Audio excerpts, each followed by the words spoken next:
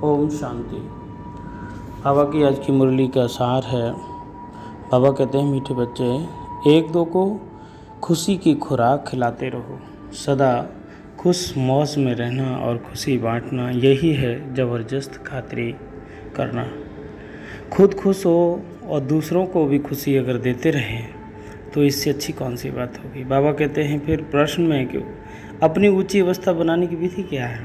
तो दो विधि बताई बाबा ने। जो नष्ट मोहा बनने की हिम्मत रखनी है, अपना चार्ट रखना है, बाबा को याद करते उनसे क्या क्या बातें करनी हैं। नींद को जीतने वाला बनना है, पुराने शरीर की संभाल भी करनी है, इसे भूलना भी है, देवी स्वभाव बनाना है, सब डिफेक्ट निकाल प्योर डायमंड बनना है। हमको प्योर डायमंड बनना है, सबको सुख देने वाला खुशबूदार फूल बनना है। बाबा कहते हैं, जैसे खुशबूदार फूल होता है बच्चे, वैसे ही तुमको बनना है, जो कि दूसरे लोगों को अपनी तरफ स्वतः ही आकर्षित कर लेता है। और नष्ट मोह, किसी से मोह नहीं रखना है, मोह को नष्ट करना है। चार्ट बाबा कहते हैं, अगर बच्चे चार्ट रखोगे तो अपनी स्थिति का हम खुद अवलोकन कर सकते हैं, जिससे हमें पता रहेगा कि हमने कहाँ क्या भूल की है। और नींद, वैसे अगर देखा जाए, जो व्यक्ति योग में रहते हैं और सतो प्रधान रहते हैं, उनकी स्वभावतः ही निद्रा कम हो जाती है, क्योंकि निद्रा एक तामसिक गुण है, तम के कारण आती है। मन थका हुआ होता है तब आती है। और जब हम बाबा से योग में सदा रहते हैं, ट्रैफिक कंट्रोल करते रहते हैं बार बार, तो हमारी जो स्थिति है वो बहुत ऊंची हो जाती है, तो निद्रा भी कम हो जाती है। बाबा कहते हैं, पुराने शरीर की संभाल करनी है। ये शरीर यूँ ही नहीं है, ये एक बाबा का दिया हुआ मंदिर है भाई। इसी के सहारे तो हम ईश्वर को याद करते हैं, ईश्वर को याद करते करते उस तक पहुंचते हैं। तो इसकी संभाल नहीं करेंगे, क्या करेंगे। दैवी स्वभाव का बनना है, हमें वो गुण रखने हैं जो देवताओं में हैं।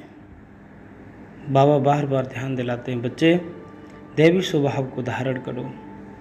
अगर कोई हमें डिफेक्ट भी है तो उस डिफेक्ट को हमें दूर कर प्योर बनना है और दूसरों को प्योरीफाई भी करना है।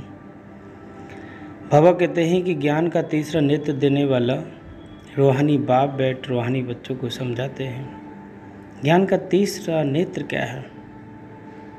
ज्ञान का तीसरा नेत्र,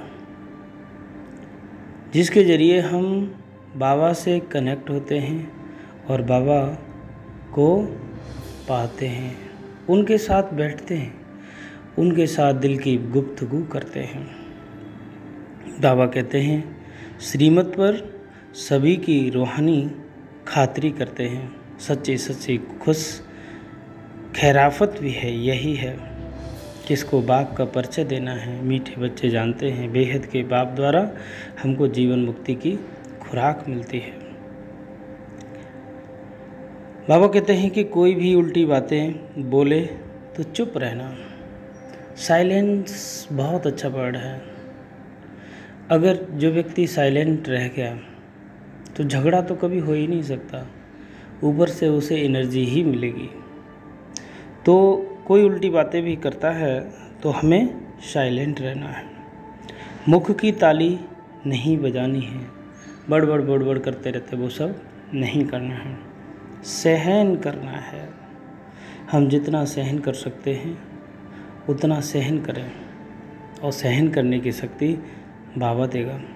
एक दो का कल्याण करना है हमको। जो भी हमारे सहयोगी संबंध में आता है तो उसे बाबा का परिचय दे करके हम उसे भी रूहानी यात्रा पर ले जा सकते हैं। ज्ञान के तीसरे नेत्र से आत्मा भाई को देखो। आजकल की ये दृष्टि बहुत अच्छी है। अगर सामने वाला व्यक्ति को हम आत्म भाव से देखें तो वो खुद ही और अपने अंदर भी एक आत्म भाव आ जाएगा। नहीं तो आजकल की वृत्तियाँ तो बहुत ख़राब हैं। लोग नेत्रों से देखते ही नहीं, पता नहीं कैसी दृष्टि है। अपने को भाई समझ भाई को ज्ञान देना है, रूहानी ड्रिल करनी और करानी है। सदा ध्यान में रहेंगे हम, बाबा की याद में रहेंगे, बाबा को साथ रखेंगे, तो ये रूहानी ड्रिल की तरह है। अपनी मेहनत करनी है, दूसरों को नहीं देखना है। होता है ना कि एक भाई ऊंचा है, एक भाई नीचा है। अगर हम नीचे वालों को देखने लग गए तो स्थिति हमारी भी खराब होने लगेगी। वरदान दिया बाबा ने कि अपनी विल पावर द्वारा हर एक को बिल कराने वाले श्रेष्ठ सेवादारी भव। बाबा कहते हैं जो तुम्हारी विल पावर है, आत्मशक्ति है, उसे श्रेष्ठ सेवाधारी का वरदान दिया है बाबा ने। आज स्लोगन में कहते हैं बाबा कि जहाँ एकता और एकाग्रता की शक्ति है वहाँ सफलता सहज प्राप्त होती है। एकाग्रता और एकता जहाँ पर भी है वहाँ पर सफलता ही सफलता है, बहुत बड़ी शक्ति है। तो बाबा स्लोगन में कहे जहाँ एकता और एकाग्रता की शक्ति है वहाँ सफलता सहज प्राप्त होती है। तो हमें बाबा की मुरली नित्य पढ़नी चाहिए। बाबा कल भी बात कर रहे थे कि बच्चे चार्ट का ध्यान रखो।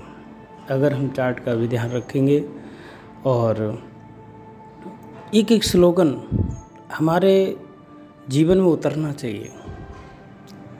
मुरली का अर्थ ये नहीं कि हमने पढ़ ली और बस उसको ठीक है आगे के लिए कंटिन्यू कर दिया, नहीं। हमें मुरली पढ़नी ही नहीं है, अपने अंदर आत्मसात करनी है, तभी तो हम नष्ट मोह स्थिति तक पहुँचेंगे। अदरवाइज वो स्थिति कैसे बनेगी, कैसे हासिल होगी। तो बाबा की मुरली नित्य पढ़ें और चार्ट विशेष ध्यान रखें, क्योंकि अगर चार्ट रहेगा तो हम अपनी स्थिति को सहज ही अवलोकन कर सकेंगे। ओम शांति।